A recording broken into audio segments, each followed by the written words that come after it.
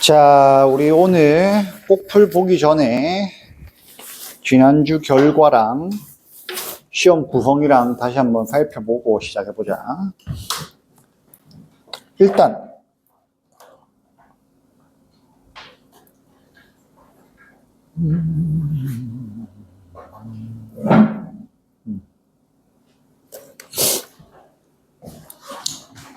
보면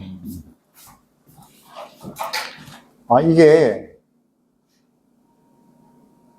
정렬이 잘못됐어. 1등이 90.1이야. 1등이 90.1이고 위에 좀 촘촘하게 있지. 뭐 한두 문제 차이야. 90.1이랑 83점이랑 뭐 두 문제 차이지. 그렇지? 요렇게 위에 촘촘하게 있지. 여기 있고 요렇게 있고 뭐 이렇게. 그리고 주로 틀리는 게 여기가 전부 다 학교 수업 지문이야. 절반이. 뒤에가 고2 모의고사 지문. 여기서 주로 오답이 나오지. 여기는 그만큼 다 맞고. 그래서 쌤이 이번에는 실제 학교 시험처럼 이거 봐봐. 이게 중간고사 때 나온 거지. 중간고사 때 보면은 학교 프린트, 그 다음에 비문학 독서, 그 다음에 고2 모의고사. 요거는 이제 외부 지문인 거지. 요건 학교 수업 지문인 거고. 고2 모의고사, 그리고 교과서, 그리고 고2 모의고사. 지문 2개, 그 다음에 학교 프린트. 이렇게 나왔는데, 오늘 볼 꼭풀 모의고사를 요거하고 똑같이 했어. 요 순서대로. 요 순서대로. 그리고 학교 프린트, 아니, 학교 수업 지문, 그 다음에 독서 이론, 그 다음에 고2 모의고사, 그 다음에 학교 수업 지문. 순서대로 쭉 해서 섞어놨어. 알겠지? 이렇게 섞어서 출제하고, 요것도 그대로 유지해서, 과학 하나. 그리고 봐봐. 학교 수업 지문에서 과학이 나오니까, 기술은 고2 모의고사 나왔잖아. 쌤 예상은 이번에는 바꿔가지고 기술 지문이 검색어 알고리즘이 나올 것 같아. 그거 나오고, 그럼 반대로 과학 지문은 어디서 나오겠어? 고2 모의고사에서 나오겠지. 자연과학, 과학 지문은. 그렇게 딱 2개 나오고, 나머지는 인문, 사회고, 독서, 이론 하나 나오겠지. 근데 이거 학교에서 프린트 하나 줬지. 그렇지? 학교 프린트. 그거 그대로 나올 수도 있고. 왜냐면 그게 살짝 독서 이론 치고는 조금 어려운 지문이야. 아주 어려운 지문은 아닌데, 살짝 어려운 지문, 그게 그대로 나올 가능성도 있어. 독서 이론 지문. 요렇게. 알겠지? 그리고 또 특징이 뭐 있냐? 봐봐. 고2 지문이 24년 고2 6월, 23년 고2 6월, 또 24년 고2 6월. 그래서 쌤이 이번에 어떻게 출제했냐? 24년 고2 9월, 23년 고2 9월, 24년 고2 9월. 이렇게 출제. 학교에서 뭐 이렇게 나오라는 법은 없지만, 어쨌든 6월이 대부분 나왔지. 이번엔 9월이 나오지 않을까. 또 모르지. 25년도 께 나올 수도 있고 22년도 께 나올 수도 있어. 알겠지? 자, 됐고, 그거 가지고 우리 한번 꼭풀을 보자.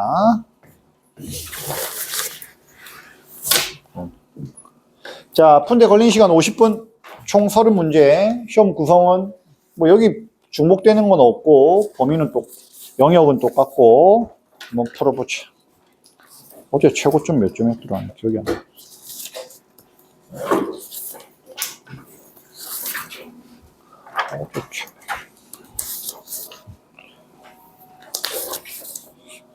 어제 최고점 3개인가? 기억이 안 나.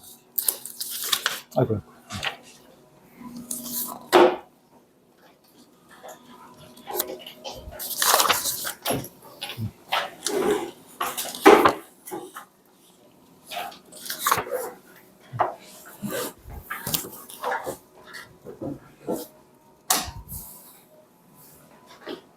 50분.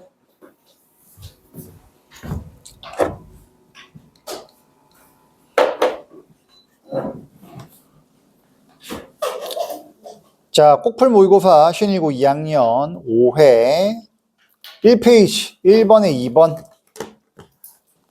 2번에 5번, 3번에 5번, 2페이지 넘어가서 4번에 1번. 풀었던 유형하고 똑같지? 퍼센테이지만 바뀌었어. 자, 독서 이론 지문이지. 5번에 2번, 6번에 3번, 7번에 3번, 3페이지. 자, 고2 외부 지문이고, 언론법에 관한, 언론권에 대한 거야. 8번에 1번, 9번에 5번, 4페이지, 10번에 2번, 11번에 3번. 그 다음 또 넘어가서 5페이지, 교과서 지문인 큰몸, 선한 본성, 마음, 맹자, 성선설. 12번에 5번, 13번에 3번, 14번에 2번, 15번에 1번. 또 넘어가서 6페이지, 16번, 과학 지문, 교과서에 있는 달, 16번에 4번, 17번에 3번, 그 다음 똑같이 달, 7페이지, 18번에 2번, 19번에 5번. 또 넘어가서 7페이지, 고2 지문 중에서 24년 9월 출제된 기술 지문, 햅틱 반응이야. 20번에 2번, 21번에 1번, 22번에 2번, 23번에 2번. 그 다음에 고2 24년 9월 공유물, 공동 소유에 관한 경제 법 지문이야. 24번에 3번, 25번에 5번, 26번에 4번, 27번에 5번. 그 다음 마지막 학교 프린트 지문에 해당하는 법의 경제학, 법 경제학. 28번에 4번, 29번에 5번, 30번에 1번. 자, 각자 틀린 개 수만 한번 체크해보고. 자, 1번부터 쭉 한번 보자. 쌤이 일단 학교 수업 지문만 먼저 빨리 해주고 뒤에 가서 고2 지문 풀이하고, 고2 지문은 쌤 분석 자료 별도 프린트로 따로 줬어. 그거 가지고 또 볼 거야. 자, 일단 1페이지. 요 지문은 당연히 안 읽을 거고 1번부터 보자. 윗글을 읽고 답할 수 있는 질문이 아닌 것은 했고, 트리핀이 누구야? 경제학자야. 교수. 그치? 이 사람은 그냥 비판한 거야. 요 기축통화 제도에 대해서. 원달러, 그러니까 달러, 금환본위제인 트리핀 우주 체제에 대해서 비판을 한 사람이지. 비판하다가 끝났어. 이것이 뭐 미국이 흑자를 내든 적자를 내든 다 문제된다, 이 말하고 있는 거지. 자, 그래서 트리핀은 달러를 대신할 통화로 뭘 제시했는가? 그런 내용은 본문에 없지. 그래서 답은 2번이고. 2번 봐봐. 이게 지난번에 쌤 같은 유형, 똑같은 문제는 아니고 같은 유형을 냈는데 헷갈릴 수 있어. 잘 봐. 적절하지 않은 거. 1970년대 마르크화, 독일 화폐지, 엔화, 일본 화폐지. 새로운 기축 통화가 되었다면 환율이 안정될 수 있었다. 이게 새로운 기축 통화가 되는 게, 달러도 기축 통화에서 문제가 생기는데 얘네들이 뭐 잘났다고 기축 통화가 돼. 근데 이것도 봐봐.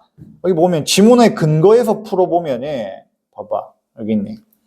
요거 가지고 헷갈릴 수 있는 건데, 이거지. 미국이 적자가 난 거야. 그치? 트리핀 우주 체제 하에서, 브레턴 우주 체제는 뭐야? 달러하고 금이 기축 통화인 상태잖아. 그치? 달러랑 금이 기축 통화인데, 달러화의 평가 절하가 규정상 불가능한 이유는 뭐야? 아니, 기축 통화잖아. 고정돼 있다고. 금이랑 같이. 이게 막 올라가고 내려가고 하면 안 돼. 전 세계를 대표하는 통화이기 때문에. 평가 절하할 수 없어, 따로. 근데 당시 대규모 대미 무역, 미국을 상대로 무역 흑자란 말이야. 미국에 뭘 많이 팔아가지고 미국에 있는 달러를 많이 가져온다고. 어디가? 마르코아스는 독일이랑 에나스는 일본이. 평가 절상. 그럼 반대로 얘네들을 평가 절하할 수 없으니까 니네들 돈을 좀 올려라. 평가 절상. 하겠어? 안 하는 거야. 왜 안 해? 아니, 평가 절상의 달러화. 알겠지? 봐봐. 얘네들은 달러는 기축통화이기 때문에 고정돼 있지만은 얘네들 입장에서는 뭐야? 평가 절하가 돼 있는 거야. 자기네들 돈은. 무슨 말인지 알겠지? 그럼 뭐야? 상대적으로 달러화가 평가 절상이 돼 있을 거 아니야. 그치? 그럼 비싼 달러를 계속 벌어오잖아. 흑자국이니까. 대미 무역 흑자 중이니까. 그러면은 굳이 상대편의 달러를 낮출 필요가 없지. 내 돈을 평가 절상시킨다는 거는 상대적으로 다른 상대국의 돈을 평가 절하시키는 거란 말이야. 뭔 말인지 이해가지. 그 상관관계를 잘 이해해야 돼. 이게 상대적인 거란 말이야. 상대적인 거. 무슨 말인지 알겠지? 오케이? 그래서 새로운 기축통화가 되었다면 아니라 만약에 마르코화나 엔화가 평가 절상이 이루어졌다면 그러면은 달러화는 평가 절하 못하지만 얘네들이 평가 절상시키면은 상대적으로 달러를 평가 절하하는 효과가 나타난단 말이야. 무슨 말인지 이해가지. 오케이? 근데 이거 평가 절하시키면 안 된다고. 비싼 달러 가져와야 되기 때문에. 가치가 더 높은 달러를 벌어와야 되기 때문에. 뭔 말인지 이해가지? 그래서 답은 5번. 나머지 선지 질문. 됐어? 됐지?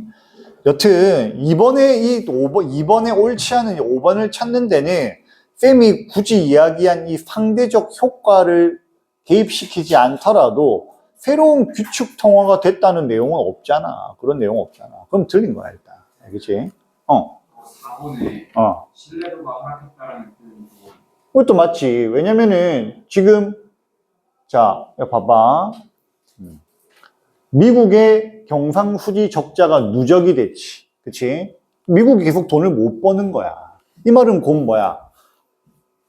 수출 많이 못하고 수입을 많이 해가지고 미국이 가지고 있던 자국 내의 달러가 외부로 많이 나간 거야. 무슨 말인지 알겠지? 네. 많이 나가니까 달러가 세계에 많이 풀렸잖아. 많이 풀리면 어떻게 돼? 가치가 떨어지는 거야. 뭔지 알겠지? 오케이? 그러면 이제 신뢰도가 하락하는 거지.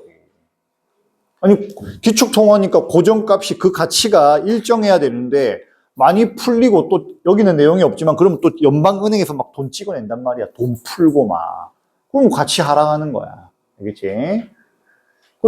그럼에도 불구하고 기축통화로서 기능 유지하기는 했지. 문제가 많이 생겼지만. 그치? 그리고 나중에 돼가지고, 우리 금 교환 못 해줘. 우리 금 없어. 이런 거 아니야. 그러니까, 이 약삭 빠른 나라에, 똑똑한 애 얼마나 많아. 각 나라에. 그치? 빠른 애들이, 대가리 잘 돌아가는 애들 많으니까, 이러면은, 달러 가치 떨어졌는데, 우리가 달러 가지고 있으면 안 되지. 빨리 금이랑 바꿔야지. 미국 가가, 야, 우리 달러 줄 테니까 빨리 금 바꿔줘. 왜? 원래는 법적으로는 같은 가치로 매겨놨지만은 경제가 돌아가는 꼬라지가 달러가 지금 가치가 떨어진 거잖아. 신뢰도 떨어지면서. 달러가 많이 풀려가지고. 그러니까 금으로 바꾸려고 하는 거야. 지금 이 순간에도 세계 곳곳에서 이런 거 하고 있어. 트레이더 이런 애들이, 개인 트레이더 말고, 국가에서 하는 애들 연금 공간, 우리나라도 국민연금 이런 데서 주식 사고 팔고, 금 사고 팔고, 달러 사고 팔고, 그것만 하는 애들이 많단 말이야. 그지? 그런 거 이제 계산 때리는 거지. 지금 달러가 언제 풀렸고, 경제 전망이 어떻고, 지금 우리나라 지금 환율이 얼마야? 1476원. 지금 꼭대기 뚫게 생겼어, 지금. 얼마야? 지금 원달러 환율이 1달러당 1471원이야. 엄청 높은 거야.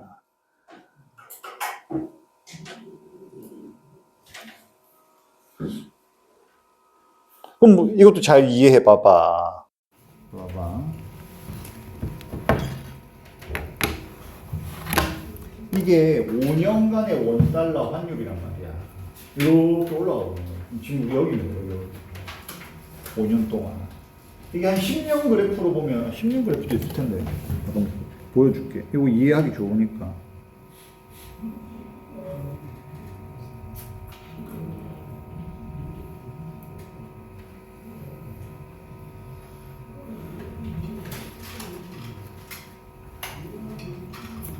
그 10년 그래프 봐봐. 원래 평균적인 금액은 대충 한 1,100원 나와야 돼. 1,100원 정도. 이게 정상이야, 원래. 정상인데, 뭐, 이때 최근부터, 코로나 때부터 해가지고 유동성 막 풀리면서, 이거 이제 코로나 되거든. 돈 엄청 풀리고 하면서 막, 지금 여기. 여러 가지 요인이 있겠지만. 그리고 지금, 특히 유학 보낸지. 너희도 나중에 혹시나 미국이나 이런 데 유학 가봐. 부모님이 저 미국의 비싼 대학, 미국 대학교는 등록금 한 1년에 한 1억 넘지. 한국 대학은 그래도 1년에 한 1,000만 원? 대충 한 1,000만 원 정도. 1,000만 원 정도 하거든. 한 학기에 한 500에서. 비싼 데 가면 과마다 또 달라. 의대나 뭐 이대 이런 쪽도 비싼 거. 문과 이런 데는 조금 싼데 그래도 한 500원 정도. 센데 한 학기 등록금이 쌤 기억에 350원도 안 되네. 지금 한 1,000만 원, 1,100만 원. 서울시립대는 싸. 4분의 1이. 국공립은 싸. 서울대 같은 데는 좀 절반 반값이. 서울시립대는 더 싸고. 서울시로 좀 지원해요 더 싸고. 국공립대는 싸. 미국 대학은 1년 등록금 1억 이런단 말이야. 근데 지금 얼마겠어? 환율 올라가 1,469원이니까 1년 전에 1억 하는 게 지금은 1억 5천만 원. 1.5배 오르는 거야. 환율 때문에. 죽어나는 거지. 됐지? 그 다음에 3번 보면은 미국을 포함한 세 국가. 세 국가가 각기 다른 통화를 사용한다고 할 때 기억에서 디귿에 대한 설명으로 적절한 것은 했고, 디귿은 뭐야? 기축 통화가 없는 상태야. 알겠지? 얘는 금본위제지. 금만 기축 통화인 거. 기억에서는 국제 유동성을 기준으로 환율이 결정된다. 국제 유동성이라는 게 뭐야? 기축 통화를 말하는 거야. 금이 국제 유동성의 역할을 한다고. 얘는 국제 유동성이 없지, 기준이. 그리고 위에 지문 보면은 금본위 체제에서는 금이 국제 유동성의 역할을 한다. 알겠지? 말 그대로 국제에서 대표되는 화폐 역할을 한다 이거야. 이해갔지? 그래서 답은 5번이고, 어제 질문 중에 요즘은 교차 환율. 쌤 이거 이야기했지만 지난주도 이거 풀었잖아. 교차 환율은 뭐라고? 기축 통화를 제외하고 각 나라 간의 환율 이렇게 되는 거야. 그러면은 A 미국이고 달러 기축 통화야. B, C 뭐 한국하고 일본이야. 교차 환율은 가지수가 몇 개야? 한 가지밖에 없지. 그렇지? 근데 만약에 나라가 하나 늘어났어. D까지. 그럼 뭐야? 하나, 둘, 세 개가 되는 거야. 국가 하나 늘어날 때 한 개씩 늘어나? 아니지. 2개 늘어났네. 그렇지? 한 개 더 늘어나면 3개 늘어나. 그렇지? 한 개씩 늘어날 때마다 1개, 2개, 3개, 4개 늘어나. 4개 늘어나고 5개 늘어나. 배수로 늘어나. 알겠지? 오케이? 됐지? 됐고, 넘어가서 4번에 적절한 것은 했고, 요것도 같은 유형의 문제 풀었지. 숫자만 살짝 바치고 선지만 살짝 바뀌었어. 쌤이 요거 잘 보라 그랬잖아. 상대적인 거야. 가국 통화에 대해서 나국과 다국의 통화 환율이 각각 25%, 40% 하락했대. 환율이 하락했다는 말은 그 화폐의 평가가 올라갔다는 거야. 화폐 가치가 올라갔다는 거지. 그럼 또 봐봐. 답이 1번인데 적절한 거. 요 환율 물어보지. 봐봐. 나국은 25%야. 25% 내려갔고 다국은 40% 내려갔으면 나하고 다만 단순 비교했을 때는 환율이 어디가 더 내려간 거야? 다가 더 많이 내려간 거 아니야. 그럼 나에 대해서도 당연히 다가 더 내려가지. 그래서 다국 통화에 대한 나국 통화 환율은 반대로 상승하는 거지. 이해갔지? 오케이? 그럼 뭐 단순 계산해 보면은 25% 40%니까 15%라고 생각해도 되잖아. 정확히는 그게 아니지만. 어려운 상대적인 거, 이건 상대적인 걸 잘 생각해야 돼. 다가 하락했으니까 나는 상승하는 거지. 그래서 답은 1번이고. 두 번째, 독서. 이것도 학교 지문에 있는 거지, 프린트. 25년 고3, 25년 3월 교육청 거고.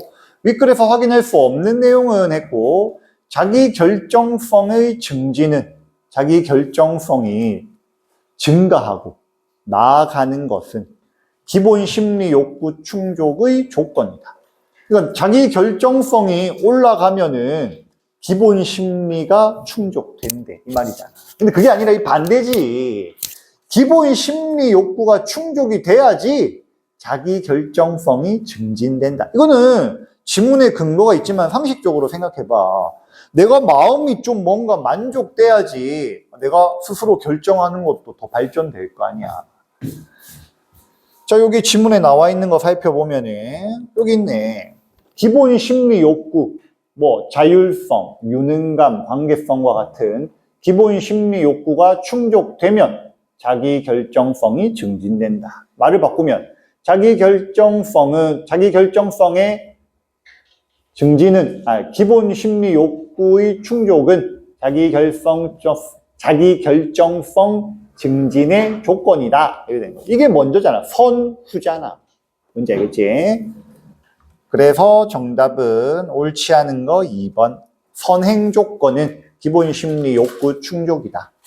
답은 2번이고, 6번에 적절하지 않은 것은 했고, 자, 답은 3번이고, 부모님께 혼이 나서 억지로 읽었다. 이건 뭐야? 외제적 동기 중에서도 억지로 했지. 자기 외적인 거야. 근데 고등학교에 올라와서 담임 선생님이 독서가 진로를 정할 때 도움이 된다고 해서 책을 읽고 있어. 이것도 외부에 있는 담임 선생님의 조언이잖아. 외제적 동기야. 가만히 있는데 스스로 마음에서 일어난 게 아니잖아. 근데 그 선택을 누가 한 거야? 자기가 했잖아. 강제가 아니란 말이야. 그러면은 같은 외제적 동기지만 위에 있는 거는 자기 외적인 거고 밑에 있는 거는 자기 내적인 거야. 알겠지? 그러면 여기 자기 외적, 자기 내적을 어떻게 선택하느냐? 얘는 자율성이 있어. 자기 선택을 한 거고 얘는 선택권이 없이 강제로 한 거야. 알겠지? 그래서 여기 봐봐. 가장 높은 내재적 동기는 안 되는 거야. 가장 높은 내재적 동기는 순수하게 내 안에서 일어나야 돼. 뭔지 알겠지? 가만히 있다가 뭔가 명상을 하다가 갑자기 팍 깨달음이 와가지고 책 좀 읽어볼까. 그게 내재적 동기야. 막 유튜브 보는데 책 읽는 게 좋대. 그것도 외재적 동기야.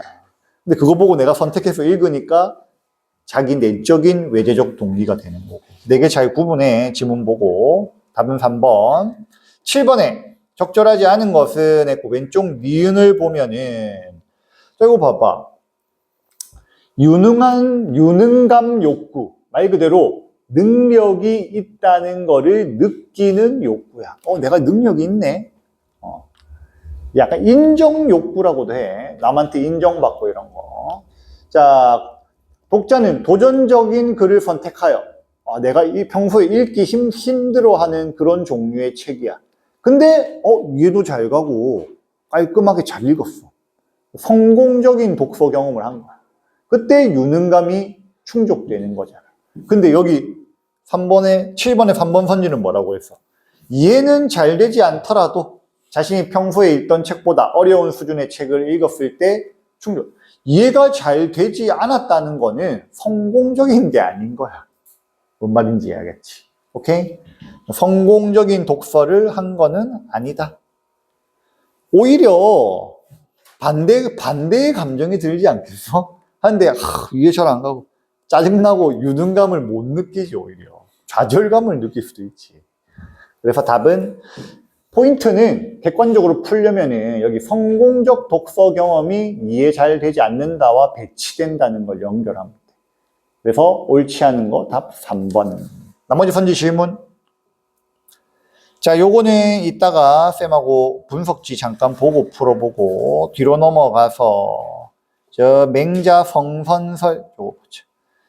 쭉 가서 5페이지 12번 문제. 5페이지 12번에 윗글을 통해 알 수 있는 내용이 아닌 것은 했고, 자, 이거 다 뭐 지문에서 이야기하는 거잖아. 마음이 몸을 이끄는 거, 큰 몸이 작은 몸을 이끄는 거, 말을 잘 해야 되고, 그치? 자, 외부의 힘이 개인의 힘을 넘어서는 이유. 외부의 힘이 개인의 힘을 넘어선다는 내용도 없거니와, 당연히 이유도 없지. 본문에 있는 내용이 아니야. 이러고 은근히 많이 안 틀린 애들도 이거 틀린 게 있던데, 요건 본문을 이게 오래 전에 봐가지고 많이 안 봐가지고 풀 때는 문제만 풀어서 지문이 좀 잊어버린 거야. 그러면 안 돼. 지문 처음 본다 생각하고 꼼꼼히 또 읽어놔야 돼. 마지막 정리할 때. 3번 같이 한번 보자. 감각적 욕망 충족에 따르는 제약. 일단 감각적 욕망 충족이라는 키워드를 가지고 위에 지문에서 한번 찾아봐봐.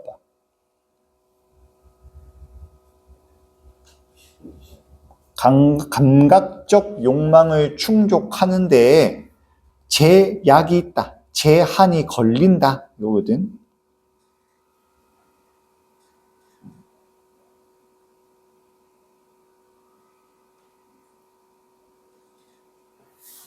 이거 봐라.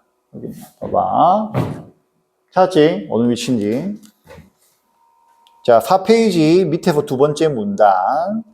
자, 작은 몸은 외부의 자극이 주어지면 그대로 끌려간다.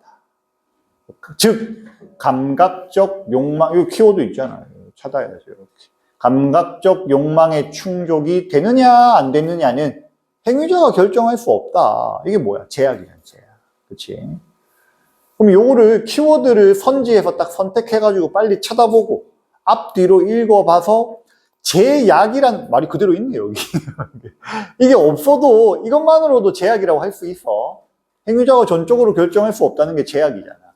외부 대상을 얻는 일은 법적 제약이나 사회적 규범과 같은 정해진 절차를 따라야 할 뿐만 아니라 개인의 의지로 어떻게 할 수 없는 상황들에 영향을 받을 수 있기 때문이다. 여기 또 제약, 알겠지?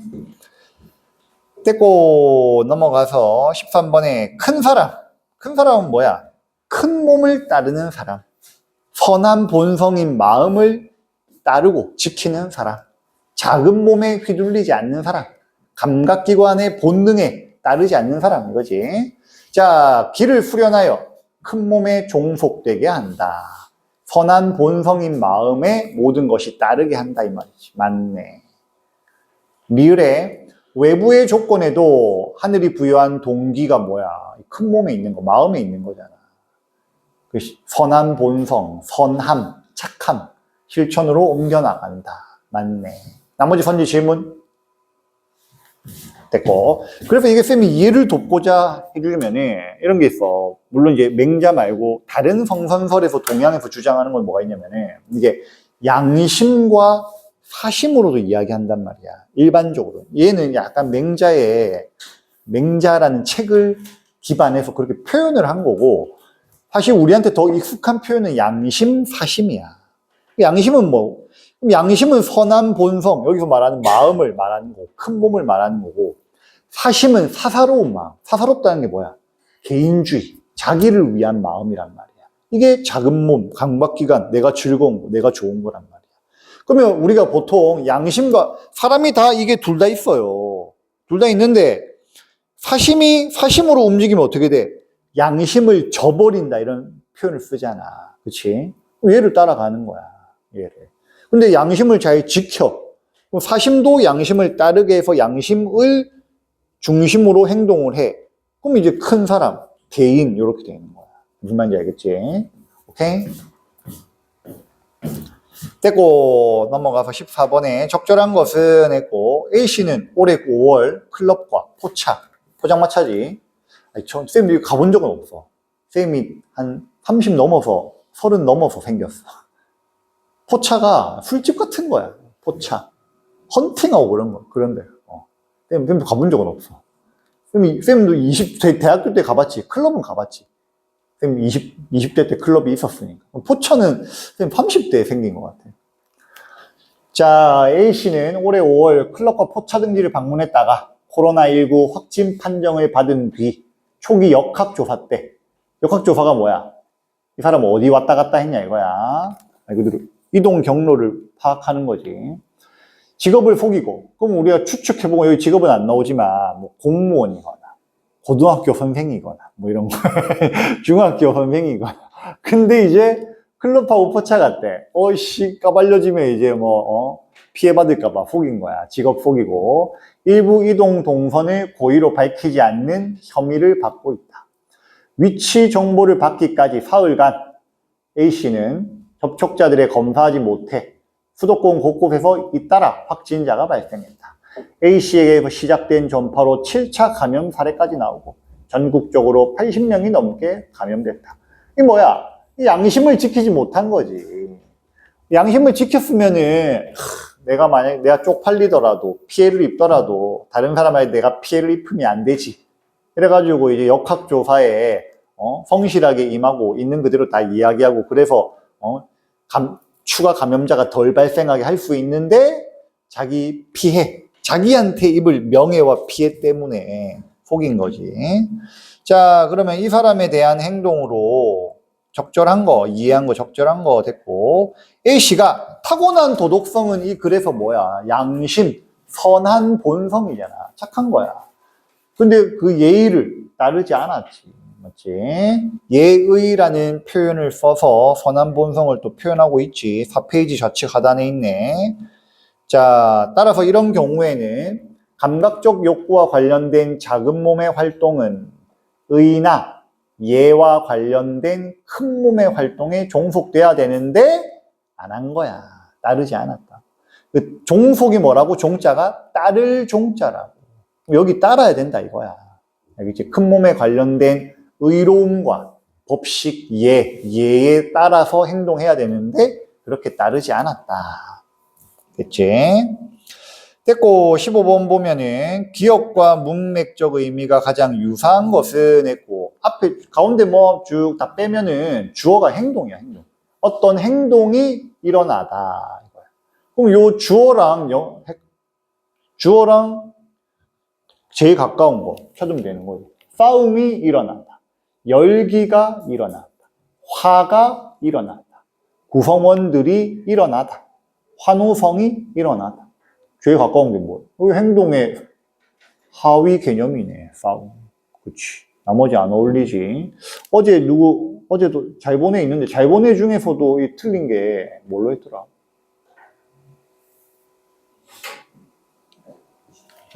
이게 어떻게 풀었더라, 걔가? 행동이 일어나다의 주어를 포인트로 둔 게 아니라, 여기 있네. 여기를 봤어, 여기를. 그러니까 이때는 항상 주어나 목적어를 봐. 알겠지? 인간의 행동은 일어나다, 이거야. 마음의 뜻, 뭐 있어, 감각적 욕구나 기에 의해 일어날 수. 이건 부사어잖아, 부사어. 이렇게. 기에 의해 일어나다. 그렇지? 행동이 일어난 게 포인트지. 알겠지? 그래서 뭐뭐에 의해 일어나다. 원인으로 잡아가지고 뭐뭐에 의해 원인을 찾은 거야, 걔는. 그래서 뭘로 답했었냐면은 원인이 없는데? 이걸 했었나? 기쁨으로 인해 이걸로 했나 보다. 그래서 답을 5번에서 틀린 거야. 알겠지? 그리고 일어나다는 이렇게 어휘 문제 풀 때는 주어 아니면 목적으로 가져가. 알겠지? 됐고 넘어가서 달 16번에 적절하지 않은 것은 했고 달과 유사한 성질을 갖는 행성들은 이 지문에 아예 안 나오지. 그래서 틀린 거. 17번에 적절하지 않은 거. 외부에 존재하는 힘이 달의 표면을 끌어당겨서. 외부에 존재하는 힘이 지구의 표면을 끌어당기는 거는 조석간만의 차야. 그렇지. 밀물, 썰물. 물이 움직여. 근데 고체는 안 움직여. 그 정도는 안 돼. 달도 마찬가지고. 고지대의 크리에이터는 뭐 때문에 형성돼 있다고 돼 있어? 운석의 충돌로. 그렇지. 우주 탄생 초창기에 이 운석의 충돌들이 많이 있었는데 그때 이제 푹푹 파진 거야. 그게 크리에이터야, 보지더에. 됐고 쭉 가서 7페이지 18번에 윗글의 내용으로 적절한 것은 했고, 달의 조성, 달을 이루고 있는 물질들은 지구의 멘틀의 조성과 비슷하지만 똑같지는 않다. 그래서 새로운 충돌설이 발생한 거지. 지구의 거도 떨어져 나가고 비슷하다는 거. 똑같지 않다는 점에서 다른 천체도 똥가리가 같이 붙어 있다. 다른 천체와 지구가 충돌해서 각각의 물질들이 결합돼서 달이 만들어졌다. 19번에 A는 바다, B는 고지대. 자, 충돌 분지 안에 분포되어 있다. 이게 크리에이터랑 분지랑 다른 거야. 헷갈릴 수 있는데, 분지는 엄청 큰 거야, 큰 거. 너 대구 생각해, 대구. 대구 분지잖아. 그치? 쌤이 오래돼서 기억이 안 나서 그런데, 대구가, 분지가, 요렇게 해가지고 주변이 산으로 뺑 둘러싸이고, 그치? 그치? 가운데가 푹 파여가지고 거기 도시가 있는 거잖아. 이게 화산 폭발로 생긴 거야? 쌤 궁금해서 물어봐. 기억이 안 나서. 아니면 그냥 자연 발생적으로 산으로 둘러싸여 있는 거야? 아니면은 산이 이렇게 있었는데 이게 화산 폭발대가 가운데 푹 파져서 거기 대구가 있는 거야? 너 안 배워? 쌤 기억에 전자 같은데 화산 폭발은 아닌 것 같은데 그냥 지형이 산으로 뺑 둘러싸이고 가운데 푹 파여졌는데 그 좀 나름 평평하니까 거기 도시가 생긴 거 아니야? 분지. 이렇게 생긴 거. 이게 분지 아니야, 분지. 여기 도시가 있는 거야, 여기. 대구가 이렇게 생겼다고. 이게 바람도 잘 안 통하지. 바람이 건너오고 이러면, 그래, 여름에 덥고 겨울에 춥고 막 이런 거잖아. 분지. 어쨌든, 여기 충돌 분지라고 있잖아. 이건 엄청 큰 거야. 크레이터는 분지에 비해서는 작은 거지. 충돌 분지라는 표현이 또 지문에 나와요. 여기 있잖아. 자, 이거 위에서부터 보면은, 봐봐. 바다를 이야기하잖아. 갈릴레이가 바다라고 이름 붙였어. 이 이름 붙인 어두운 부분은 대부분 화산 분출로 형성된 현무암 지대이고, 충돌 크레이터가 상대적으로 적게 분포돼 있고, 어두운 바다는 달 표면의 16%를 차지하고 있다. 이런 지역은 대부분 충돌 분지 안에 분포돼 있다고. 알겠지? 그럼 충돌 분지가 엄청 크고 그 안에 바다가 있고 그 안에 충돌 크리에이터가 있고 이거 아니야. 뭔 말인지 이해가지. 충돌 크리에이터도 분지로 착각할 수 있어. 푹 파인다니까 이게. 충돌돼가지고 푹 파여가지고 주변에 툭 튀어나온 거 이거 아니야. 동그랗게 이렇게 돼가지고. 그치. 근데 이건 큰 거고 문맥상 우리가 확인해 봤을 때 분지는 크고 얘는 작은 거야. 알겠지? 그럼 여기서는 우리가 대구 분지는 어떻게 생긴지는 확인이 안 되지만 다 중학교 때 배운 걸 기억을 못 해가지고 기억을 못 하지만 여기서는 알 수 있는 게 충돌해서 분지가 생긴 거지. 그럼 이거 엄청 큰 충돌이고 그럼 충돌 크리에이터는 작은 충돌이지 상대적으로. 그렇게 확인할 수 있지. 이해갔지? 대구 분지가 어떻게 생겼지?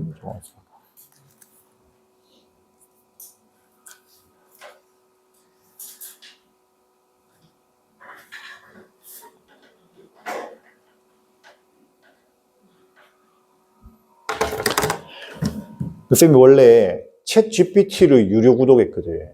한 달에 25,000원인가 그러는데 구글에서 제미나이가 원래 있었는데 최근에 급속도로 발전해. 지금 난리야. 그래가지고 둘 다 쌤이 써봤는데 제미나이가 훨씬 좋아. 답도 훨씬 구체적이고. 그리고 이 챗 GPT의 문제는 뭐냐면은 허언증이 있어. 허언증. 틀린 답을 엄청 자신있게.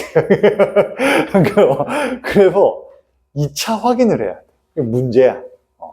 근데 제미나이는 구글 웹사이트, 구글에 있는 건 다 끌어다가 보기 때문에 출처가 명확해.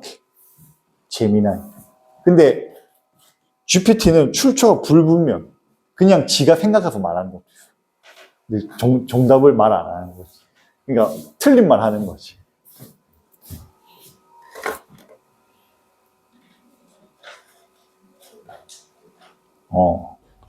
대구 지역은 원래 1억 년 전에 호수였대요, 호수.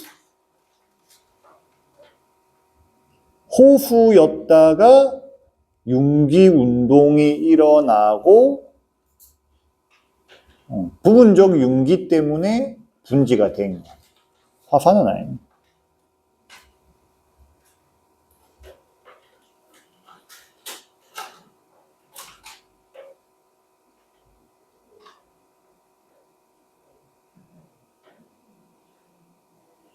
챗GPT가 장점이 쉽게 잘 정리해주기, 읽기 쉽게 잘 정리는 해주는데, 허언증 때문에. 자, 됐고. 그 다음에 요것도 쌤의 분석지 지문 가지고 한번 보고, 쭉 넘어가서 공동소유, 요것도 지문으로 보고, 마지막, 요건 학교 프린트에 있는 거지. 법의 경제학. 쌤이 이야기했지. 경제법이랑 법 경제학은 다른 거야. 경제법은 뭐냐면은 경제 분야를 다루는 법이야. 알겠지? 그래서 뭐 금융, 뭐 또 뭐 있어? 뭐 이런 거, 뭐 어떤 재물, 재산과 관련된 거 이런 거 경제법이고 이건 뭐야?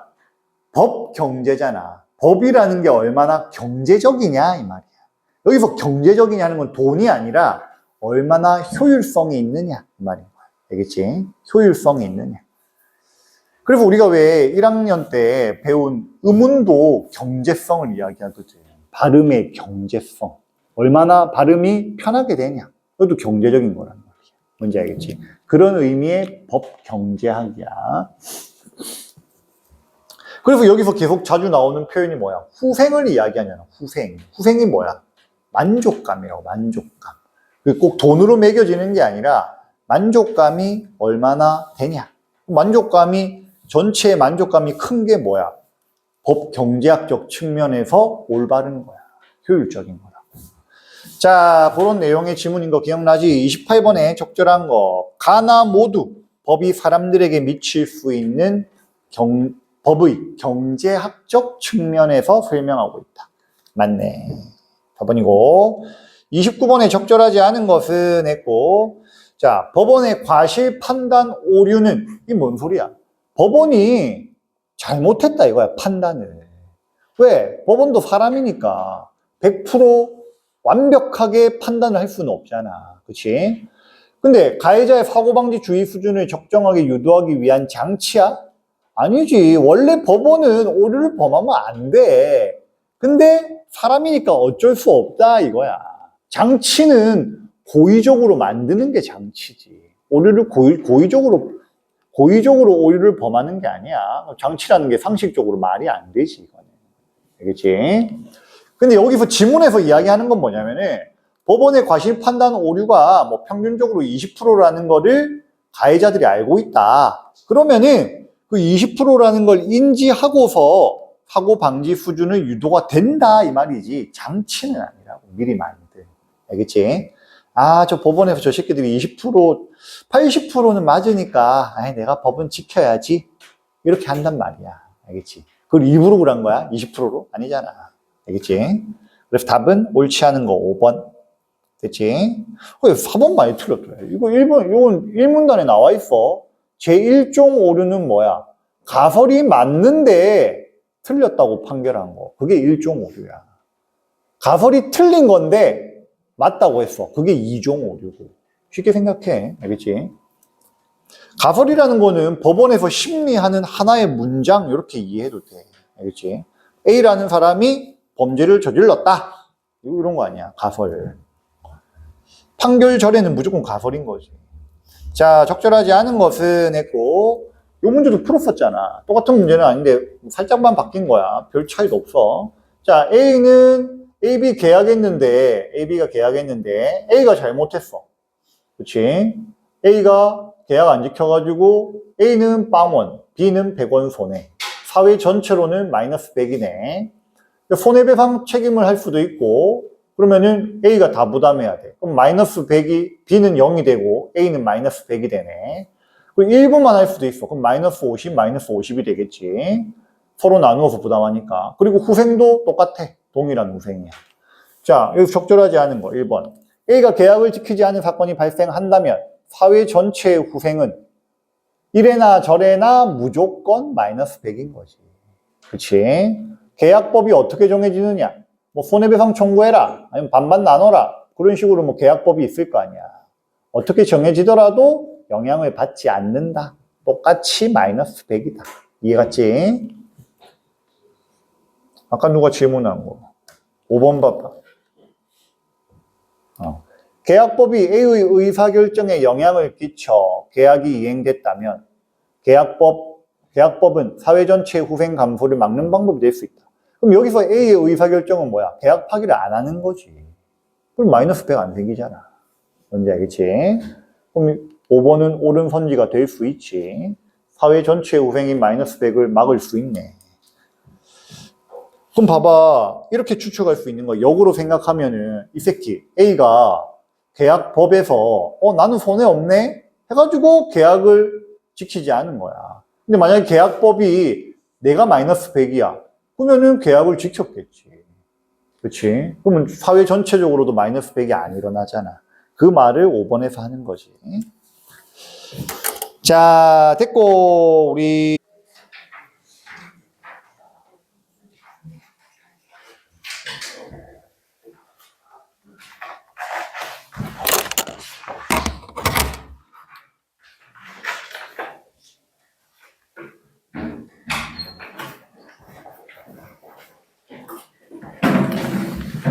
뒤에 있던 것 중에 요거 있지. 앞에 표지 따로 없이 23년 시행 5, 9월 학평 국어 독서 언론 매체 접근 이용권과 정경 반론 보도 청구권 분석 요거 한번 펴보자.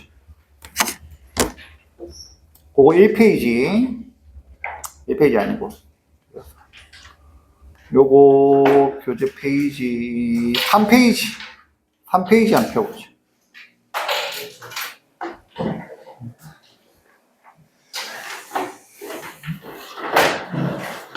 한 페이지.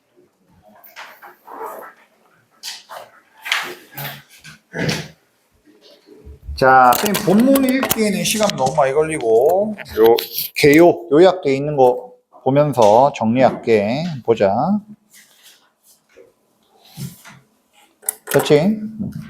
자, 같이 한번 보면은 주제는 언론 매체 접근 이용권. 여기서 언론 매체에 개인이 접근을 하는 거야. 알겠지? 개인이. 그럼 개인이 접근한다는 건 뭐겠어? 예를 들어서 내가 언론에 보도할 게 있어. 그럼 방송국 가가지고 방송국에 이메일 보내가지고 이거 보도 좀 해주세요. 뭐 이런 거야. 접근하고 그걸 이용하는 권리. 그게 어떻게 생겨나게 됐냐 이거야. 그럼 우리가 과거로 돌아가서 생각해 볼 게 뭐겠어. 여기 지문에는 없지만 여기 나오지. 과거에는 개인이 이 언론 매체를 접근하고 이용하는 게 거의 불가능했단 말이야. 거의 권력에 사유화돼 있고, 그렇지? 독점화돼 있고 그랬잖아. 그랬는데 지금은 그게 가능하고 그 등장하게 된 배경, 실현되는 모습. 그래서 1문단에는 자, 언론 매체의 접근 이용권은 국민이 자신의 사상이나 생각이나 의견을 표명하기 위하여 언론 매체에 자유로이 접근하여. 너희도 지금 MBC MBC 홈페이지 들어가가지고 신의고 이런 거 비리 있어요. 이거 막 남겨봐봐. 그럼 연락 와. 기자가 연락 와서 증거 어떤 거 있어요. 이런 증거 이제 막 이메일로 보내줘. 오케이. 내일 아침 9시 뉴스 나갑니다. 증거만 확실하면. 헛소리 하면 안 되고. 알겠지? 그래서 다 해준단 말이야. 그래서 국민이 자신의 사상이나 의견을 표명하기 위하여 언론 매체에 자유로이 접근하여 이를 이용할 수 있는 권리로 미국의 헌법학자 제롬 베런이 최초로 주장했다. 이게 왜 생겼냐 이거야. 갑자기 없던 게. 제롬 베런이 갑자기 왜 이걸 주장했냐 이거야. 자, 미국과 영국 내의 언론의 독과점. 언론의 독과점이라는 거는 언론 기관이 몇 개가 없었던 거야. 그래서 걔네들이 독점하고 있는 거지. 지금은 어때? 막 유튜브도 생기고 언론사도 많이 생겼어, 지금은. 그치? 옛날에는 딱 그거야. 조중동, MBC, KBS 끝 이랬단 말이야. 20년 전만 하더라. 지금 뭐 방송국도 많이 생기고 뭐 유튜브에서도 언론 역할을 하는 곳들도 많고 여러 가지 많잖아. 독과점으로 인해 국민의 다양한 의견을 표출할 수 있는 통로가 점점 사라지고 있었다. 상업적 이익만을 추구하는 언론사가 대중적인 주장이나 의견만을 전달하고 있었다. 언론 매체가 공론장이라는 거는 공공의 토론의 장이 되어야 되는데 그런 역할 못하고 국민의 다양하고 공정한 여론을 형성하는 기능을 수행하지 못했다. 매스미디어의 거대화, 독점화에 따라 언론의 자유가 매체를 소유하거나 지배하는 소수의 계층, 권력층에게 귀속되었다. 그래서 집단의 것으로 전락하게 됐다. 소수 집단이나 소수 계층의 것으로 전락했다. 제롬 베런은 시민들의 언론의 자유를 보장하기 위해 언론 매체에 접근하고 이용하는 권리를 인정해야 한다고 주장했다. 자, 그리고 언론 매체 접근 이용권의 대표적인 형태인 반론권. 언론 매체에 의하여 명예훼손, 비판, 공격 등으로 피해를 입은 국민이 자기와 관련이 있는 보도에 대해 반론이나 정정, 올바르게 보도 다시 해달라 이거야. 해명의 기회를 요구할 수 있는 권리. 반론권 이외에도 방송법에 언론 매체가 사회의 다양성을 해치거나 임의로 특정 개인을 차별하지 못하게 하는 조항을 마련하고 있다. 방송법에 시청자 참여 프로그램을 편성하도록 하는 조항 등을 통해 언론 매체를 이용하여 자신의 의사를 표명할 수 있도록 하고 있다.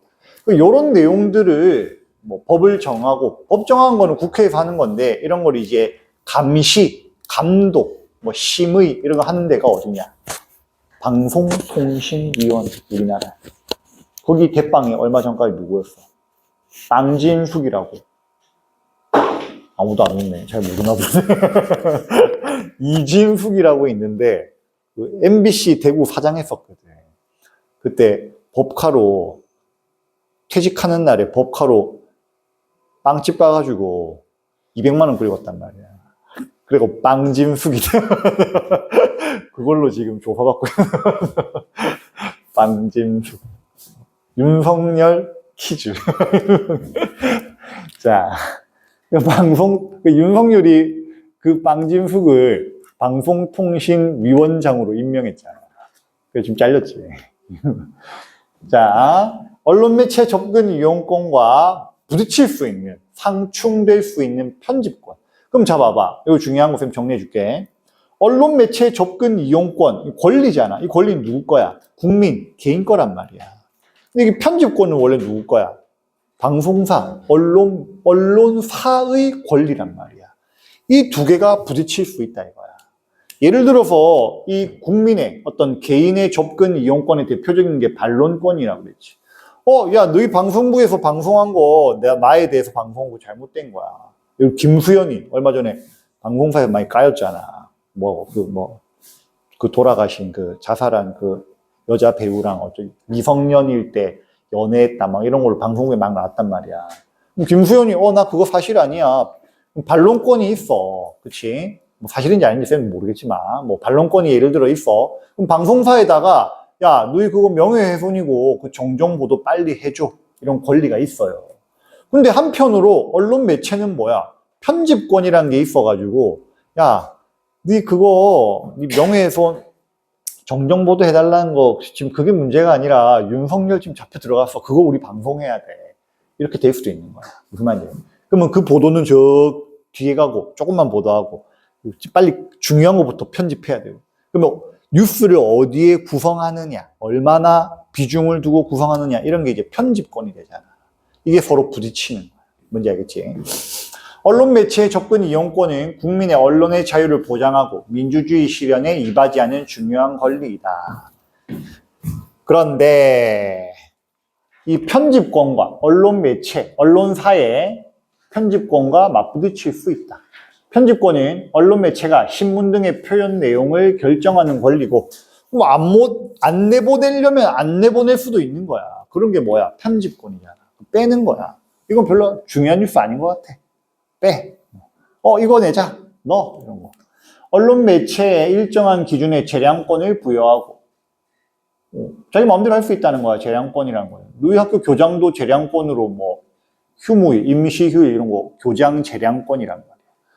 그러니까 언론 매체가 재량권을 일탈하거나 너무 벗어나거나 막 쓸 때 구제 수단을 활용하여, 법적인 거겠지, 국민 언론 매체 접근권 이용권을 보호하고 있다. 자, 그 다음에 나글은 언론중재법하고 민법. 다른 거야. 법 종류가 달라. 이거는 약간 성격이 긴급법이라고 보면 돼요. 빨리 할 수 있는 거.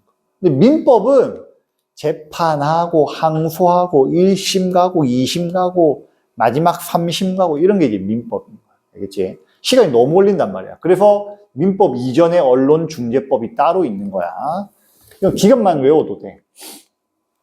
그래서 뭐 이건 앞에 뻔한 이야기고, 여기서 정정보도 청구권.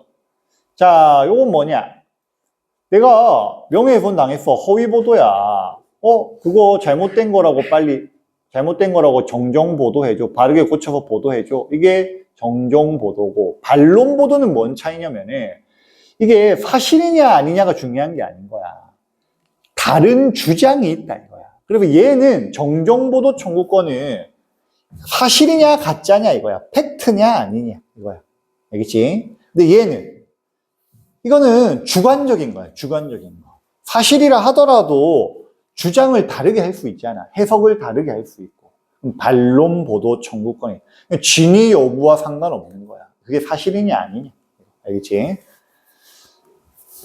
됐고, 밑에 가서, 그럼 예를 들어 이런 거. 며칠 전에 뉴스 나왔어.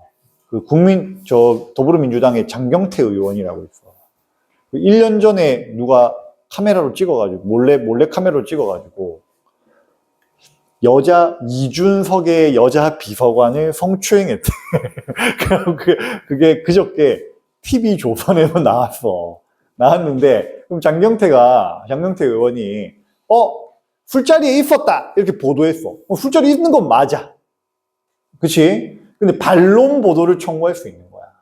술자리에 있는 건 맞지만, 그런 목적이 아니다. 이런 반론이 되는 거야. 팩트는 팩트잖아. 술자리에 있는 건. 근데 만약에 술자리에서 성추행을 했다. 성추행을 했냐, 안 했냐. 이건 진위 여부잖아. 진짜냐, 가짜냐. 팩트지. 사실이냐, 아니냐. 이건 정정보도 청구가 되는 거야. 뭔 말인지 알겠지? 두 개 차이 알아야 돼. 두 개 차이를 묻는 문제가 나올 수 있어. 그래서 뭐 정정보도와 반론 청구권의 주체는 개인이지 피해받은 개인이 되는 거고, 청구권의 주체는 언론 보도의 사실적 주장에 대해 정정보도와 반론 보도를 청구할 수 있다. 그래서 사실적 주장은 증거에 의해 존재 여부를 판단할 수 있는 사실관계 되고, 이거 체크해놔. 해당 언론 보도 등이 있음을 안 날로부터, 피해자가 보도가 있는 걸 안 날로부터 3개월 이내, 3개월 이내고, 보도된 날부터는 6개월 이내에 이 청구를 할 수 있는 거야. 정정보도 청구나 반론보도 청구는 이걸 보도가 있는 걸 안 날로부터 3개월 이내, 보도가 된 날로부터 6개월 이내. 그럼 예를 들어 보도가 됐는데 6개월 지났는데 내가 알았어. 그럼 이거 할 수 없는 거야. 민법으로 넘어가야 돼. 뭔 말인지 알겠지? 됐고,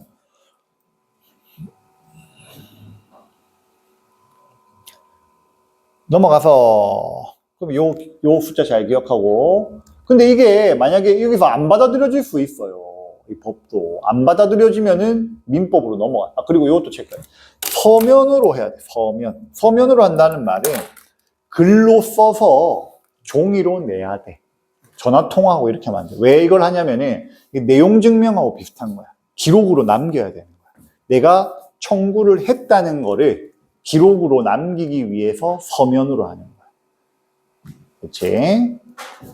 자, 뭐 됐고. 그리고 뭐 원보도와 만약에 이제 받아들여졌을 경우에는 언론사에서 원래 보도한 것과 동일한 채널에서, 동일한 지면에서 일면 보도했으면 일면에다가 정정 또는 반론 보도를 해야 하며 방송 진행자는 통상적인 속도로, 원래 일반적인 속도로 보도문을 읽어야 된다. 이런 것도 법으로 규정해 놓은 거지. 엄청 빨리 읽고 훅 지나갈 수도 있잖아. 근데 왜 보험 광고 보면은 막판에, 그것도 법으로 정해진 거거든. 뭐, 어떤 위험, 이게 그 말 그대로 보험사에 불리한 조건 내용들이야. 뭐, 이거는 원금을 돌려받을 수 없고, 이런 거. 그거 엄청 빨리 읽는단 말이야. 뭔지 알겠지? 넣긴 넣어야 되는데, 광고하는 보험회사 입장에서는 불리한 거야. 꼬시는 내용은 막 엄청 천천히 꼬셔가지고 이야기하다가, 불리한 건 뒤에 막 고지 의무가 있는데 속도는 안 넣어놓은 거지. 자, 그리고 이게 만약에 언론중재법에서 안 돼. 기간도 지나고 안 받아들여지고 이러면 어디 민법으로 넘어가는 거야. 민법은 봐봐. 기간 확 늘어나지. 언론 보도가 있음을 안 날로부터 3년 이내. 해당 언론 보도가 있은 후 10년 이내까지는 청구할 수 있는 거야. 민법으로. 보도해달라. 어차피 또 진행해도 시간도 오래 걸리고. 자, 민법상 정정보도 청구 방법. 이것도 언론사 등의 대표자뿐만 아니라 뭐 손해를 가한 기자, 편집자 공동으로 소송하는 거예요. 소송하는 거. 자, 언론중재법과 달리 언론사의 고의 또는 과실이 있다는 것과 해당 보도의 위법성이 입증되어야 한다. 그러면 이거 형법이 되는 거예요. 형법, 위법성. 됐고, 뭐 이런 내용이고, 문제로 한번 가보자. 우리 꼭풀로 다시 돌아가서, 저기 꼭풀에,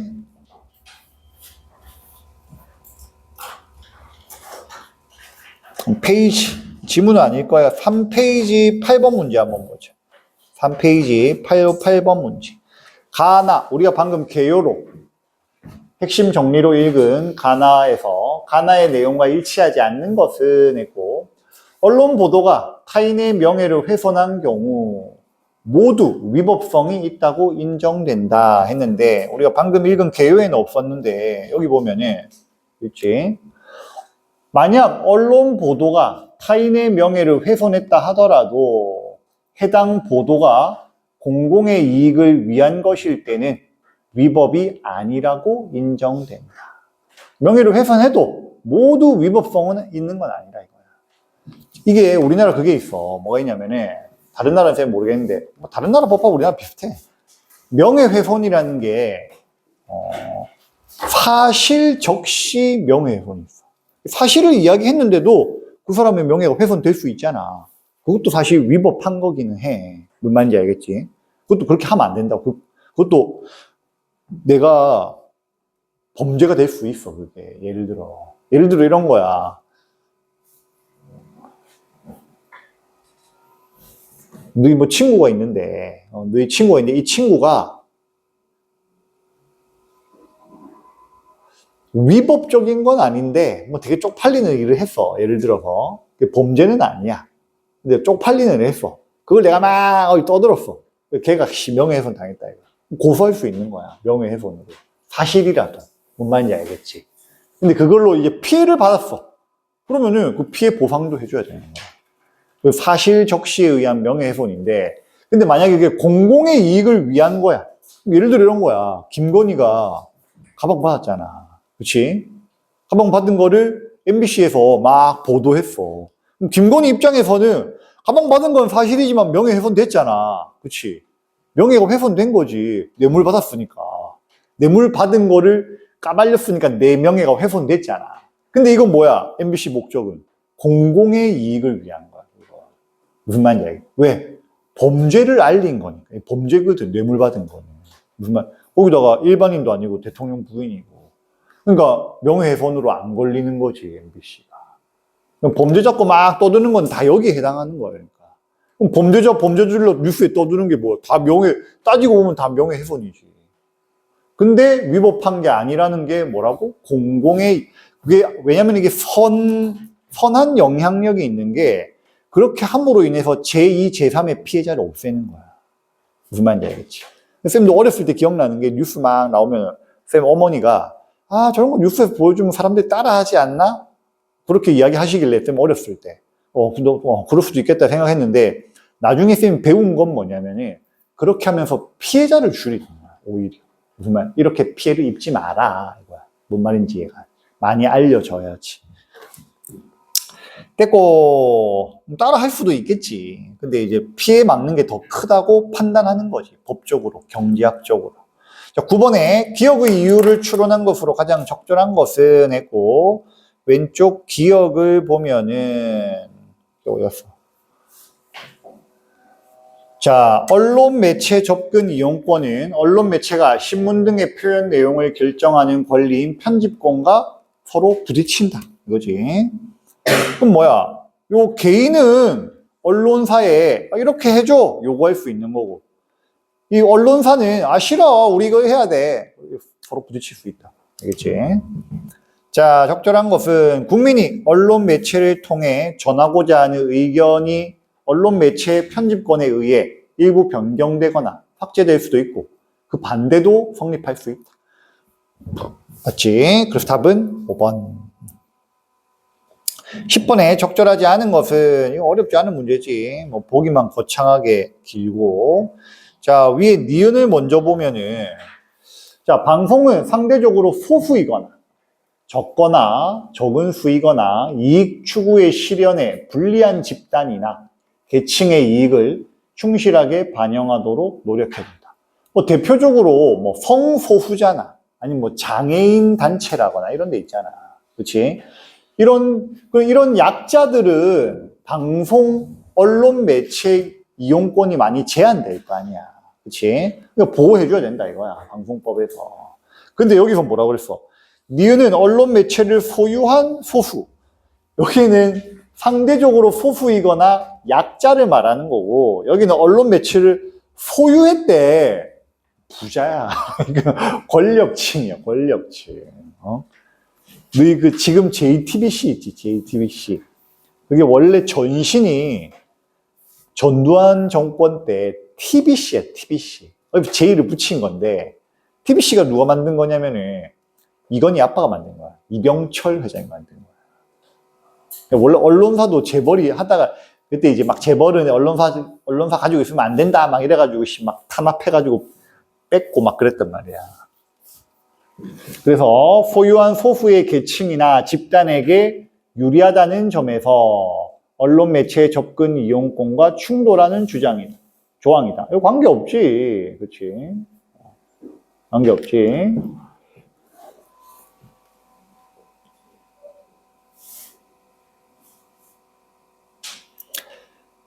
됐고, 이거는 오히려 언론 매체의 접근 이용권과 충돌하는 게 아니라 언론 매체 접근 이용권에 대한 좀 세부적인 내용이지.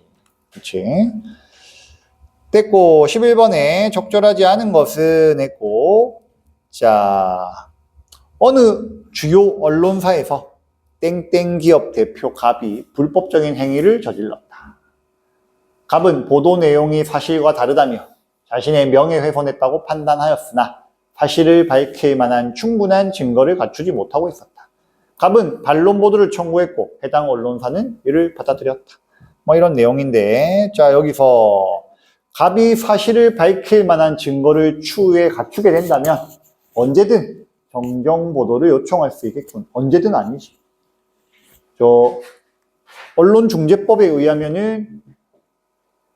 언론중재법에 의하면은 안날로부터 3개월 이내, 보도된 날로부터 6개월 이내, 그렇지? 민법으로 넘어가면 안날로부터 3년 이내, 보도된 날로부터 10년 이내가 되는 거고, 그럼 내가 억울하게 잘못한 거 없는데 방송사에서 방송 때렸어. 증거가 없어. 근데 내 결백함을, 내가 깨끗함을 밝힐 증거가 없어. 증거를 10년 동안 찾았어. 그리고 10년이 지났어. 정정보도 안 해주는 거야. 왜? 10년 지났잖아. 더 이상 보도할 수 없는 거야. 자기가 알아서 해야지, 뭐.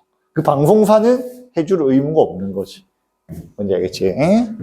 그래서 답은 3번. 됐지? 됐고, 넘어가서, 다시 요거 우리 프린트 넘어가서 두 번째 지문에 해당하는 햅틱. 햅틱 보자.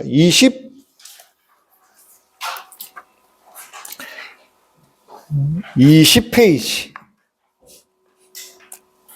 20페이지 가서 햅틱 장치.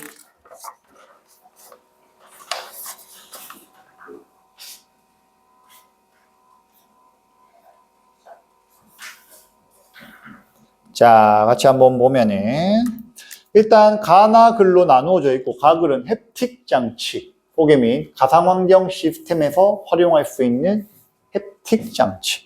봐봐, 가상환경 시스템이잖아. 이게 이런 거야. 예를 들어서 내가 너 비전 프로 알지? 애플에서 나온 거. 그렇지? 너 써본 적은 없는데 팔잖아. 500만 원인가? 유튜버들 사지. 아무도 안 사. 아무도 안 사고 조회수가 필요한 유튜버들이 사고 있지. 이거 쓰고 끼면은 여기 보여. 똑같이 우리가 보고 있는 게 여기 똑같이 보이는데 여기 요 공간에 앞에 이렇게 버튼 같은 게 생기는 거예요. 이렇게 보이는 거예요. 이렇게 영화에서 보는 것처럼. 그래서 내가 딱딱 누르는 거예요. 딱딱 누르고 이렇게 뭐 클릭하면은 뭐 이럴 때고 음악 나오고 뭐 이런 거 되는 거예요. 이렇게. 그런 거거든. 그럼 햅틱스는 뭐야? 촉각을 느낄 수 있게 해주는 거야. 내가 이렇게 했을 때는, 이렇게 하면은, 여기서 진동이 팍 오는 거예요, 이렇게. 진동이 탁 느껴지는 거야. 그럼 이걸 느끼는 거야. 이렇게. 그럼 이걸 까끌까끌하게도 느껴지고, 부드럽게도 느껴지고, 울퉁불퉁하게도 느껴지고, 누르면, 이게 약간 뭐랑 비슷하냐면은, 우리 스마트폰 할 때 카톡이나 메시지 쓸 때 따다닥 치면은 진동 탁탁 오지. 그걸 원래 햅틱이라고 해. 얘는 차이점이 뭐냐면은 가상환경 시스템에서 있는 거야. 이건 가상환경은 아니잖아. 물리적으로 실제 있기는 있지. 근데 처치하면은 진동 살짝 오잖아. 배터리 아끼려고 하는 사람들은 햅틱 설정 안 하잖아. 그렇지. 근데 쌤은 하지. 왜냐면 옛날 물리키에 익숙한 사람들은 그거 해. 눌렀을 때 느낌이 나야 돼가지고. 그거야, 그거. 알겠지? 자, 한번 보자. 해제 간단한 거 한번 보자. 햅틱 장치는 사용자가 가상 환경의 물체를 만질 때. 가상 환경에는 없는 거야. 가상이잖아. 근데 만졌을 때 손에 느낌이 난다고. 장갑 같은 거 꼈겠지, 뭐. 그치? 촉각 정보를 전달하는 기계 장치이다. 주로 손을 통해 정보를 전달하며 포스 피드백. 힘으로 피드백을 준다는 거야. 힘으로. 통해 사용자가 가상 물체를 만지고 있다고 인지하게 된다. 원래 만지는 게 아닌데 만지는 것처럼 느껴지는 거야. 손에 촉각이 온다고, 촉각이.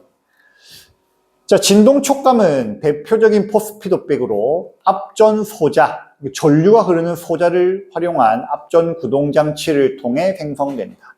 앞전 소자는 전압에 따라 인장이 뭐야? 늘어나는 거야. 후축은 압축되는 거고 줄어드는 거고 반복하며 진동을 발생시킨다. 또한 스퀴즈 필름을 활용해 물체 표면의 거칠기도 전달할 수 있다. 초음파 진동수로 진동하는 표면과 손가락 사이에 형성된 공기층이 마찰력을 조절하여 사용자가 물체의 거칠기를 느껴. 말 그대로 이 초음파 진동으로 공기층을 바꾸는 거야. 그래서 그 느낌이 손의 느낌이 나는 거야. 공기층이 바뀌어서. 이러한 기술을 통해 사용자는 가상 환경에서 다양한 촉감을 경험할 수 있다. 근데 영화 그거 못 봤나? 제목이 뭐야? 좀 재밌었는데, 쌤 재밌게 봐. 쌤 영화 웬만하면 재미없거든. 웬만하면 재미없어. 어쩌다가 재밌는 거 있어. 그 제목이 뭐였죠? 그게 어떤 영화냐면은, 미래가 시대 배경인데, 주인공이 그냥 남자애야. 한 18세, 너희 또래만한 남자애인데, 헐리우드 영화야. 근데 게임을 되게 잘해. 그래갖고, 이거 뭐 쓰고, 그 다음 옷 같은 거 이렇게 입고, 이러면은, 그러고 나서 뭐 프로그램 키면은 가상세계에 들어가는 거야. 근데 현실은 뭐 창고 같은 데서 해. 근데 밑에 이제 러닝머신처럼 돼 있는 것도 있어. 그럼 막 걸어가면은 눈에 보이는 거는 가상세계인 거야. 그러니까 쉽게 말하면 게임 같은 건데 아예 들어가서 몸까지 움직이면서 하는 거지. 그러다가 막 충격받으면 여기 막 아프고 이런 거. 막 때리면 왜 이런 거야? 이게 지금 여기서 말하는 거야 이게. 촉각을 느끼게 하는 거다. 뭔지 알겠지? 앞으로 그런 거 나오겠지. 지금도 그런 거 있지 않나? 있겠지. 쳐다보면. 게임기 같은 게 그렇게 발전하겠지. 뭐. 자, 나글은 좀 긴데 빨리 긋게. 햅틱스는 인간의 촉각과 관련한 지각 과정에서 가상 환경에서 가상의 촉감을 만드는. 봐봐, 우리가 촉감이라고 하는 거는 물질이 있어야 돼. 매끄럽네. 그렇지. 부드럽네. 이런 거 아니야. 근데 없는데 그게 느껴지는 거라고. 만들어내는 거야. 자, 햅틱 장치를 개발하기 위해서는 인간의 촉각 인지 과정을 이해해야 한다. 외부 자극이 피부에 닿으면, 이거 우리 중간고사 시험 범위였던, 시험에도 나왔지? 뭐였어? 신경전달 물질. 거기 나오잖아. 수용체. 수용체가 활성화되면 어떻게 돼? 전기 신호가 발생하잖아. 그게 어디로 가? 뇌로 간단 말이야. 이 신호가 뇌의 체감각 피질로 전달되어 자극을 인지하게 된다. 부드럽네? 거치네? 이런 거. 손은 체감각, 몸의 감각 피질에서 넓은 영역을 차지해 자극에 민감하게 반응한다. 기계 수용체는 물리적 자극에 반응하며 감각 수능 속도에 따라 빠른 수능 수용체와 느린 수능 수용체로 나뉜다. 빠른 수능 수용체는 자극이 가해지거나 사라질 때만 신호를 발생하고, 느린 수능 수용체는 자극이 지속되는 동안 계속 신호를 발생시킨다. 기계 수용체는 감각 수용장의 넓이에 따라 타입 1과 타입 2로 분류된다. 뒤에는 문제 연결 안 되는데 너희가 한번 읽어보고 문제로 한번 가보자. 문제로 넘어가서, 자, 햅틱스가 있는 게 20번 8페이지 20번 문제부터 먼저 보자. 자, 가를 읽고 가질 수 있는 의문 중에서 나를 통해 해결할 수 있는 내용으로 적절하지 않은 거. 진동 촉감 이외에 다른 퍼스펙에 어떤 종류가 있을까? 라는 의문을 가졌는데 그 답이 나에 있어? 나에도 진동 촉감에 대한 것밖에 없어. 그래서 옳지 않은 거 2번. 문제 쉽게 나왔고, 여기 24년 9월 거야. 그리고 21번에 적절하지 않은 거. 사람은 마찰력이 큰 물체를 만질 때, 마찰력이 큰 물체, 울퉁불퉁한 촉감을 느낀다. 그럼 키워드 뭐야? 울퉁불퉁한. 마찰력이 큰. 요거 지문에서 찾아 들어가면 되잖아. 뒷부분에 있었지. B부분 찾아 들어가면 가의 마지막 문단. 자, 마찰 계수가 큰 물질을 만질 때는 거친 촉감을, 작은 물체를 만질 때는, 마찰 계수야. 작은 물체를 만질 때는 부드러운 촉감을, 마찰 계수가 일정하지 않으면 울퉁불퉁한 느낌이 있잖아. 그렇지? 여기 키워드 울퉁불퉁한 있네. 그래서 연결해서 확인하면 이 마찰력이 마찰 계수로 볼 수 있지. 큰 물체는 거친 거. 그렇지? 그래서 X. 적절하지 않은 거. 내용 일치. 키워드 연결해서 쉽게 풀 수 있는 문제네. 22번에 적절하지 않은 것은 했고, 자, 이 그림은 3문단을, 가글의 3문단의 내용을 그림으로 표현했다. A는 스퀴즈 필름이고, 요게 필름 붙인 거야. B는 진동 표면에 진동 진폭이며, B 봐봐. B가 진동 표면에 진동 진폭. 이렇게 움직이는 거야. 진폭이까지 간다고. C는 진동 표면과 손가락 사이의 거리다. 공기층 있잖아요. 요까지 공기층으로 볼 수 있고, 이건 필름이지. 됐고. 자, C가 커질수록, 이건 뭐야? C는 진동 표면과 손가락 사이의 거리가 커질수록 스퀴즈 힘도 같이 커진다. 상식적으로 생각해봐. 이거 멀어지면은 이거 촉각을 느끼는 게 전압 때문에 느끼는 거잖아. 그치? 그리고 요 주파수의 진동 때문에 이게 공기층의 진동이 느껴지는 거거든. 당연히 여기서 떨어질수록 약하게 느껴지지. 가까울수록 강하게 느껴지고. 그러면 C가 이 간격이 커질수록, 손가락이 여기서 멀어질수록 당연히 힘은 약해지겠지. 반비례하는 거 아니야. 지문을 보고 보자. 지문 연결해서 한번 보면은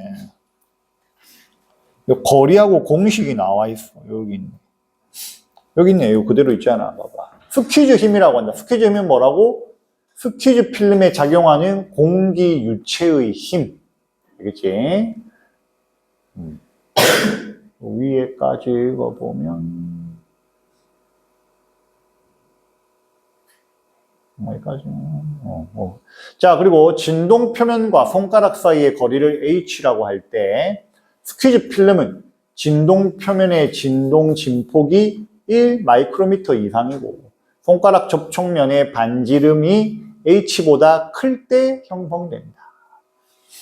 자, 또한 진동 진폭이나 손가락 접촉면의 반지름을 h로 나눈 값이라 그랬잖아. h로 나눈 값이 클수록 스퀴즈음이 커진대. 그럼 h랑 스퀴즈는 무슨 관계야? 반비례 관계지.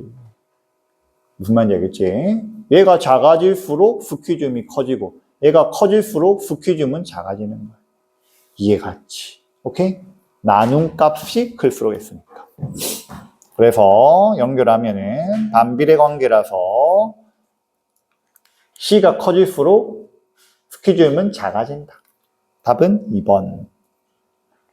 23번에 적절하지 않은 것은 했고, 자, 니은부터 먼저 읽어보면, 촉각적인 압력에 대한 민감도는 얼굴이 가장 높은데, 특히 입 주변이 가장 민감하고, 다리와 발이 가장 낮다. 한편, 손가락의 크기가 작을수록 더 좋은 공간 지각력을 보이는데, 그래서 공간 지각력이라는 거는 표현이 조금 헷갈릴 수 있는데, 공간 지각력이, 여기 이런 공간 지각력 말하는 거 아니야. 알겠지? 뭐냐면, 이거 만졌을 때 느끼는 거야. 이게 뭐네?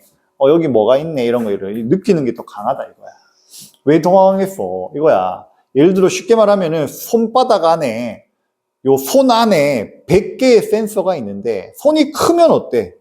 밀도가 낮을 거 아니야. 그럼 손끝에 딱 했을 때 여기에 10개만 있어. 손이 엄청 작아. 똑같이 100개 있는 거야. 밀도가 높지. 손가락 터치했을 때 여기 15개가 있는 거야. 감각이 더 좋다고. 감각이 좋단 말이야. 그거를 공간 지각력이 좋다고 하는 거야. 이는 느린 수능 타입 1의 신경 요소들과 연계되어 있는 기계적 감각, 여기 있네. 감각 수용기의 밀도가 높다. 밀도가 촉각적 위치 구별력과 직접적으로 연관되어 있기 때문이다. 무슨 소린지 이해갔지? 자, 여기서 적절하지 않은 것은 했고, 입 주변이 밀도가 높겠지. 더 민감하다잖아. 다리나 발보다 민감도가 높은 것은 입 주변의 기계 수용체의 감각 수용장이 넓기 때문이 아니라 더 좁지. 니씨 입 주변, 다리하고 발이 더 넓잖아. 입 주변이 더 좁지. 입 주변 해봤자 얼마나 된다고 이게. 그리고 아까 쌤이 설명했잖아. 넓이가 좁을수록, 손이 작을수록 밀도가 높아지는 거야. 이해갔지? 오케이? 넓기 때문에 좁기 때문에. 답은 2번. 됐고, 마지막으로 공동소유. 요것도 지문 다시 프린트 넘어가서. 요건 더 쉬워. 뭐 간단해. 이것도 24년 9월에 출제됐던 거. 민법. 38페이지. 37페이지가.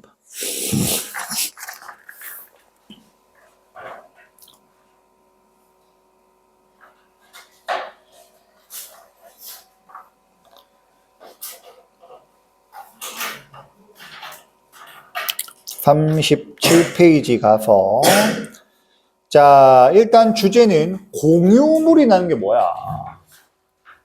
함께 공이야. 그치? 함께 공. 유자는 소유하다 할 때 유자. 그럼 함께 소유하는 물건이야. 공유물. 너희 부모님한테 물어봐봐. 오늘 집에 가가지고 엄마한테, 엄마, 우리 집은 공동명의야? 아니야? 물어봐. 그럼 공동명의인 집도 있고 아닌 집도 있거든. 그러니까 엄마, 아빠가 공동으로 명의를 했다는 말은 공유물이란 말이야, 집이. 근데 이제 아닌 경우도 있어. 아빠가 그냥 아빠 이름으로 했어. 그럼 그 집은 아빠 거야. 아빠 소유물이 되는 거야. 엄마 소유물은 아닌 거지. 무슨 말? 그런 게 공유물이야. 알겠지? 가족 간에도 할 수 있고, 뭐 개인 간에도 할 수 있어. 같이 사자. 같이 살 수도 있는 거야. 돈 모아가지고. 그지? 공유물을 분할하는 세 가지 방법과 결정 주체. 또 간단해. 그리 복잡하지는 않아. 밑에 보자. 공동 소유란 하나의 물건을 여러 사람이 함께 소유하는 것을 말하고, 그럼 뭐 이런 거를 공동 소유하지는 않을 거 아니야. 그치? 좀 비싼 거, 뭐 부동산이나 아니면 뭐 엄청 비싼 도자기가 있다고 쳐. 10억짜리야.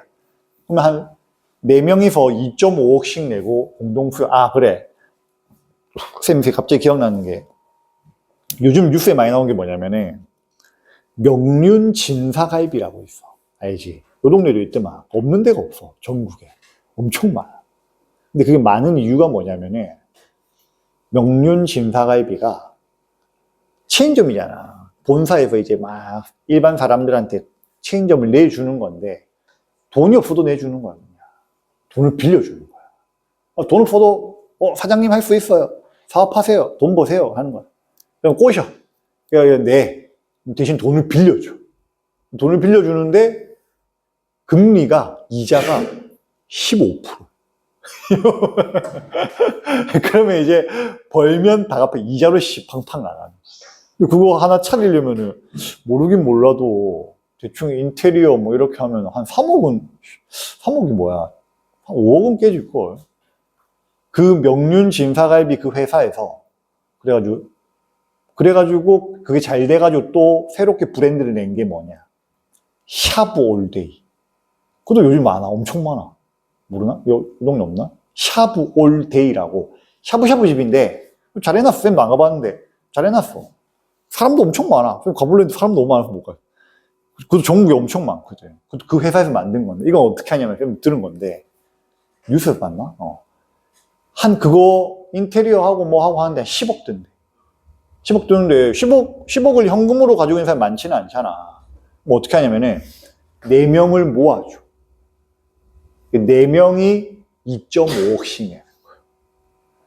그러면 그나마 또 2.5억도 없어. 이러면은 빌려주는 이자 15%. 그래가지고 공동 책임. 그러면 이제 그 업장은 그 샤브 올데이 기름점 이러면은 거기는 주인이 4명이 있는 거야. 매출 정산해도 4명이 뭐 나눠갖고 이렇게 되겠지. 그런 게 뭐야? 공동 소유가 되는 거야. 뭔지 알겠지? 회사도 그런 것도 있고, 뭐 공동 소유가 은근히 있어. 뭐 짜잘짜잘한 물건은 공동 소유가 아니지만.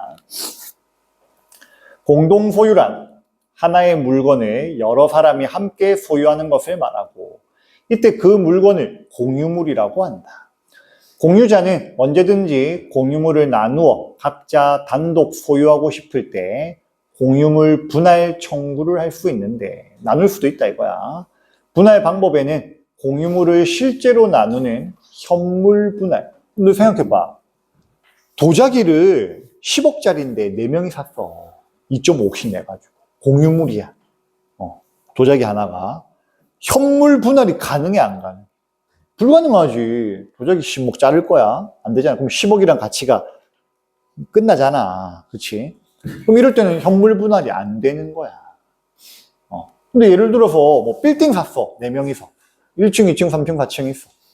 그럼 뭐 현물 분할. 너 1층하고 나는 2층하고 넌 3층하고. 그럼 가능하지. 물론 1층을 서로 하려고 하겠지만. 뭔 말인지 알지? 그런 게 되는 거. 예를 들어 금이야. 금은 가능해. 녹이면 되겠지. 10kg짜리. 금 10kg 얼마야? 와. 한 5억 할라나? 금 10kg. 금값이 너무 올라가지고. 보자.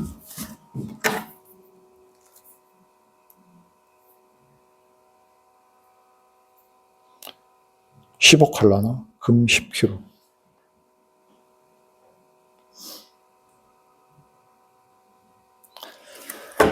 금은 쪼갤 수 있지. 쪼개도 가치가 안 떨어지지. 녹여서 나누면 돼. 2억이네. 아니다. 1kg가 2억. 와, 씨. 23억이야. 네 헬스장 가면 10kg짜리 덤벨 있지. 손으로 들 수 있는. 금이 그만큼 있으면 23억. 23억. 그래서 집에 갔는데 아빠가 금목걸이만 좀 뜯고, 그거 한, 요즘 돈으로 치면 한 2천만 원 할 수도 있겠다. 2천만 원. 금값이 하도 올라가지고. 자, 그래서 금은 10kg짜리 사면은 4명이서 같이 샀는데 10kg짜리 금괴야. 현물 분할하자. 그럼 가가지고 녹일 수 있어. 녹여가지고 녹이는데 맡겨야지. 그러면 똑같이 2.5kg씩 나누면 돼. 자, 팔아서 돈으로 나누는 대금 분할. 도자기 안 되니까 도자기 팔아. 10억으로 팔아. 그러면 이제 돈으로 2.5억씩 나누는 거야. 근데 4명이서 도자기 하나 샀는데 한 사람은 도자기를 자기는 소유하고 싶어. 그러면은 다른 사람한테 자기 돈 2.5억씩 주는 거야. 이건 뭐야? 가격 배상. 요 세 개만 구별하면 돼. 현물 분할, 대금 분할, 가격 배상. 알겠지? 현물 분할이랑, 대금 분할이랑 가격 배상은 차이가 있지. 대금 분할은 아예 팔아가지고 서로 돈으로 다 나누는 거야. 가격 배상은 원래 소유자들 중에서 한 명이 소유하는 거고. 협의가 되지 않을 경우, 서로 협의해가지고 말 잘 되면은 하면 되는데, 그게 안 돼. 그럼 법원에 소송하는 거야. 법원에서 공정한 분할을 위해 여러 요소를 고려해서 결정한다. 공동 소유된 물건을 개인 소유로 만들고 싶을 때 진행하는 절차가 공유물 분할이며, 이를 공유관계를 해소하고 각자의 소유권 확립을 할 수 있다. 뭐 이런 내용. 지문으로 가보자. 지문으로 가서 24번에 자, 윗글에 대한 설명으로 적절한 것은 했고, 자, 대금 분할과 가격 배상이 이루어지는 경우가 어떤 경우냐? 윗글에 나와 있지. 대금 분할 같은 경우 바로 위에 있네. 공유물의 성질이나 위치, 공유물 분할 후 사용 가치에 비추어 현물 분할이 곤란한 경우, 도자기 뭐 이런 거. 그런 경우에는 공유자 중 한 사람이라도 현물 분할 후 단독 소유하게 될 부분의 가치가 분할 전 소유 지분의 가치보다 현저히 줄어들 경우가 있는 경우, 이럴 때는 공유물을 경매로 명하여 파는 거야. 팔아서 그 대금을 분할할 수 있다. 나오지? 가격을 배상하는 경우도 한 명이 가지고 소유하는 자가 다른 공유자에게 지분의 합리적인 가격을 배상한다. 그리고 이게 아까 쌤이 예시 든 거는 2.5억씩 뭐 이런 식으로 해가지고 똑같은 지분으로 가지고 있으면 지분이 다를 수도 있는 거야. 도자기 샀는데 10억짜리 샀는데 A라는 사람은 5억 넣고 B라는 사람은 3억 넣고 C라는 사람은 2억을 넣었을 수도 있지. 그럼 지분이 50%, 30%, 20% 이렇게 되는 거지. 됐고 25번에 윗글을 이해한 내용 적절하지 않은 거. 공유자 전원의 동의가 없다면 공유물 분할은 이루어질 수 없다. 그러면 안 되는 거 천지야. 그건 아니겠지. 이건 좀 딱 봐도 법적으로 불합리하지. 그래서 B의 내용을 보면은 자, 공유자 중 일부가 분할에 협력하지 않아. 나 공유 분할 안 해. 난 계속 공유할 거야. 이거야. 공유하자고 하는데도. 협력하지 않아 협의에 의한 분할이 이루어지기 어려운 경우에는 재판에 의한 분할을 받을 수 있다. 그럼 협의 안 해도 할 수 있네. 됐고, 그래서 답은 5번. 26번에 기억과 니은에 대한 이해로 적절하지 않은 것은 했고, 기억은 협의에 의한 분할. 서로 합의가 잘 돼가지고, 이야기가 잘 돼가지고 분할하는 거야. 좀 문제 있어, 과정에서. 뭐 안 하려고 하는 애도 있고, 재판에 의해 분할하는 거지. 기억, 니은 달리 별도의 특약을 필요하지 않는다. 모두 별도의 특약은 필요 없어. 특약이란 내용도 안 나오지. 요 둘에서는 특약이 필요 없다. 특약이라는 거는 그 계약 내용에서 특별히 계약 조항을 더 만드는 거야. 그걸 특약이라 그래, 특약. 그래서 너희도, 쌤도 솔직히 좀 귀찮은 거 싫어하는 스타일이라 가지고, 막 계약서 쓰고 이럴 때 있잖아. 뭐 예를 들어 쌤 뭐 학원 하면은 학원 뭐 건물주랑 임대차 계약서 쓰고 뭐 이런 거 하잖아. 그렇지? 하면은 계약서 보통 대충 잘 안 보거든. 사소한 것도 마찬가지야. 뭐 예를 들어서 뭐 인터넷 가입한다. 뭐 또 너희도 고등학생들 그런 거 하지. 길 가다가 뭐 이거 뭐 영어 공부하는 건데 책 사는데 하면은 뭐 매달 얼마씩 주고 뭐 이상한 사기꾼들 많단 말이야 요즘에. 뭐 계약서 쓰고 막 해. 대충 본단 말이야. 대충 보면 안 돼 그런 거. 특히 돈 걸린 건 아니지. 모든 계약서는 대충 보면 안 돼. 꼼꼼하게 살펴보고 신중하게 해. 쌤도 사실 그래가지고 몇 번 사기 당했어. 큰 돈은 아니었는데 사기 당했지. 나중에 쌤이 저기 강동구에 운영하는 학원에서는 건물주랑 계약했는데 쌤 계약서 대충 봤거든. 뭐 별거 있겠냐 싶어가지고 대충 보고 대충 금액만 보고 사인하고 이렇게 했는데 5년 뒤에 알았어. 5년 뒤에 보니까 계약서에 이 특약 조건이 따로 있는 거야. 매년 5%씩 인상한대. 그게 있는 거야. 근데 그게 위법한 거야. 그래서 쌤도 싸웠지. 계속 올려달라고 그래가지고. 아니, 뭔데 계속 올려달라고 그러냐. 쌤이 뭐 전화해보고 막 서울시 임대차 분쟁 조정위원회 뭐 이런 거 있거든. 그런데 막 전화해서 물어보고 이랬거든. 근데 원래 법은 무조건 못 올려. 쌍방 협의를 해야 돼. 그래야지 임대료를 올릴 수 있단 말이야. 그러면은 아무리 특약이라도 법 위에 있을 수는 없는 거야. 무슨 말인지 알겠지? 그럼 현행 우리나라 법이 임대료를 올릴 때 쌍방의 협의가 있어야 된다 이거란 말이야. 근데 매년 계약서에다가 매년 5%씩 올린다. 이거 말이 안 되는 거지. 이제 알겠지? 계약서 잘 봐야 돼. 나쁜 놈들, 세상에 나쁜 놈들, 사기꾼들 많아. 별의별 거 많아.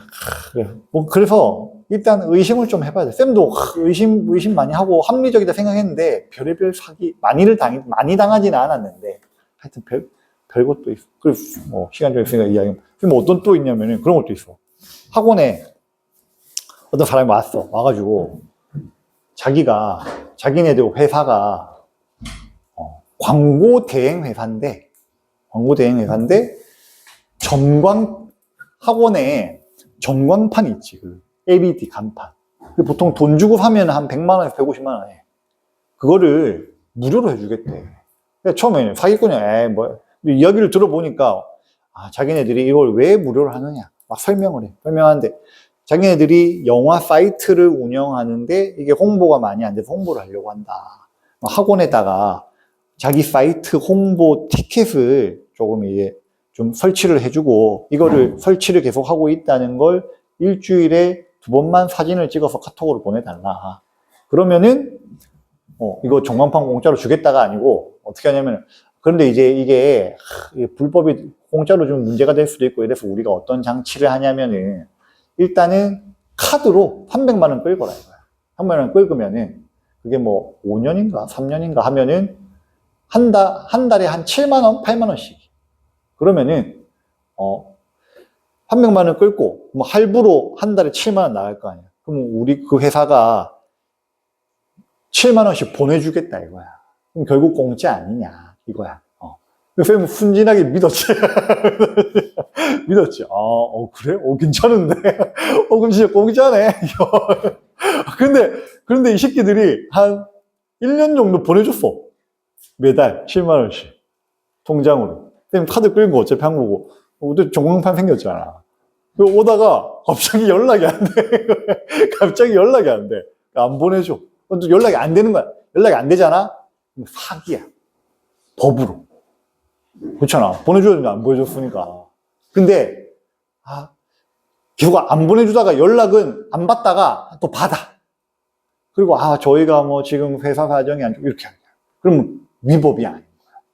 그러니까, 계획적으로 의도해서 안 보내주면은 사기가 되는데, 보내주고 싶은데 저희가 힘들어서 이러면 이제 사기가 안 되는 거야. 아주 나쁜 놈들 그것도 다 의도한 거야. 계획적으로. 그거를 그래가지고 쌤이 하도 열받아가지고 오픈 채팅방 만들고 카페 만들었거든. 전국에 수백 명이 뭐야? 모인 게 수백 명이고 수천 명. 피해자 모임도 만들었어. 나쁜 놈들 진짜. 그래가지고 뭐 방송도 나가 그래서 쌤은 안 나갔는데. 사람들 막 그 방송 나가서 막 사기당한 거 이야기. 별의별 근데 그게 웃긴 게 뭐냐면은 피해 금액이 크지 않잖아. 피해 금액이 한 얼마 되나? 한 200 되나? 200만 원? 그러면은 이게 소송도 못 해. 왜냐면 소송 비용이 변호사가 제일 싸게 시작해도 한 500이야. 근데 내가 200만 원 받으려고 500만 원짜리 변호사 써? 안 쓰잖아. 그러니까 안 하는 거야. 이 새끼 사기꾼이 그것도 노린 거지.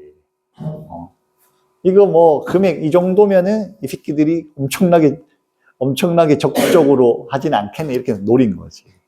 그래갖고 그때 한 3년 됐나? 3, 4년 전에 이야기, 5년 됐나? 옛날 이야기이긴 한데 그때 그래가지고 쌤이 개인으로 한 건 아니고 그 모임이 만들어졌어. 피해자 모임이.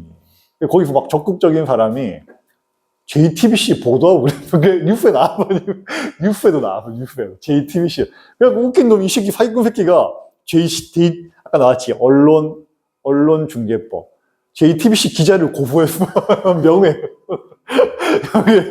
하여튼, 희한한, 너희도 웬만하면은, 주변에 이래저래 많이 물어보고, 요즘은 그래도 세상이 좋아져가지고, 유튜브 이런 데 뭐 많잖아. 유튜브에 조금만 검색해도 별의별 정보는 다 나와. 검색도 좀 해보고 해야 돼. 근데 그게 팬만 아니라 그 사기당한 사람 엄청 많았어, 진짜. 자, 됐고, 넘어가서 27번에 적절하지 않은 것은 했고, 갑을병 세 사람이 공유하는 토지에서 멀리 떨어진 지역에 살고 있는 갑은 원고로서 공유물 분할 청구 소송을 제기했고, 원고는 소송을 제기하는 사람을 원고라 그래. 그리고 소송을 당하는 사람은 피고가 되지. 법원은 대금 분할을 명하였다. 그러나 이에 대하여 대법원은 법원 위의 상급기관이 대법원이야. 그리고 우리나라는 3심제잖아. 재판 3번 한단 말이야. 1심, 2심은 법원에서 해. 3심은 대법원에서 하지. 그래서 그럼 뭐야? 공유물 분할 청구 소송했고 법원이 대금 분할을 명했는데 그 피고들이 그럼 피고는 을과 병이겠네. 을과 병이 항소를 한 거야. 나 법원 판결에 1심, 2심에 동의 못해. 그래서 대법원까지 간 거야. 대법원은 대금 분할을 할 경우 장기간 공유관계를 유지해온 다른 공유자들의 의사에 배치되고 반대되고 다른 공유자들의 소유권마저 상실시킬 수 있다는 점에서 현물 분할을 명하였다. 뭐 요런 판결인데 여기에 대한 해석으로 적절하지 않은 거 답 5번이고 대법원은 갑을 병이 공유하는 토지 지분의 경제적 가치가 같지 않다고 판단했다. 이건 알 수 없는 거지. 관계 없는 거야. 지분이 얘가 50%고 얘가 20%고 30%고 그게 지금 중요한 게 아니잖아. 그치? 어쨌든 공동 소유자라는 걸 인정을 해준 판결인 거지. 지분 가치가 같다고 판단한 거는 무관한 판결인 거야. 그치? 그래서 답은 5번. 됐고, 오늘 꼭 풀 요거랑 뒤에 있는 요건 다 했고, 쌤이, 너희가 25년도 게 있어. 25년도 3월 거까지는 쌤이 줬는데, 너희 학교에서 중간고사 범위는 6월까지였잖아. 학교에서 따로 이야기한 건 없지. 그렇지 않아? 25년 몇 월까지 들어간다. 없어? 9월까지. 9월까지 들어간대? 들어간대? 그런 걸 알고 있어. 그래? 그래서 6월, 9월을 쌤이 따로 안 줬는데, 지금 프린트를 쌤이 했는데, 프린트가 지금 또 안 돼가지고, 쌤이 단톡방에다가 일단은 25년 6월, 9월을 올렸어, 파일을.